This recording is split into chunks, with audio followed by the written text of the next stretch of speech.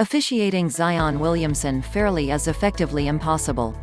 No player in NBA history has ever had his physical dimensions. How do you defend someone in the paint that has managed to fit 285 pounds worth of muscle into a 6'7" body? The answer teams have come up with? Foul him and trust that officials won't whistle everything. It's a tactic that has infuriated the New Orleans Pelicans. So mad is Pelicans vice president David Griffin that he outright blamed the officials Friday for the fractured finger that now has Williamson out indefinitely. "I'm really frustrated because this was avoidable," Griffin said. "We told the NBA through every means available to us, through sending in film, through speaking to everybody in the officials department and everybody in basketball operations, that the way they were officiating Zion was going to get him injured. Quite frankly, he's injured now because of the open season there's been on Zion Williamson in the paint. He's been absolutely mauled in the paint on a regular basis, to the point that other players have said to him, 'I'm going to keep doing this to you because they don't call it.'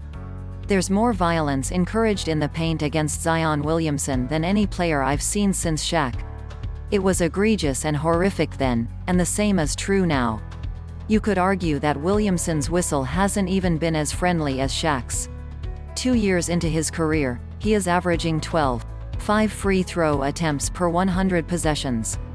Shaq averaged 13.9 for his career, and at his apex, got up to 17.4. That's particularly noteworthy because he played in a substantially more physical era. In theory, officials were letting more go because that was the style of the league at the time, and O'Neal still racked up all of those trips to the line. In that sense, what Williamson goes through is more noticeable. He's the outlier.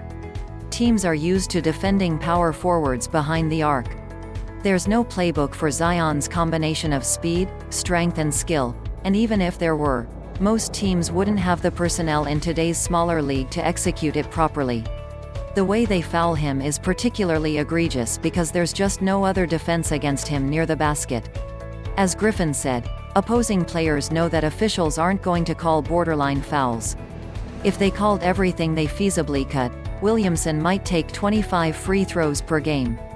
That's not exactly a compelling television product. It's a flaw in the game's design that the NBA has not figured out how to address. There is no way to effectively protect Williamson and other unique players like him without fundamentally breaking the structure of basketball.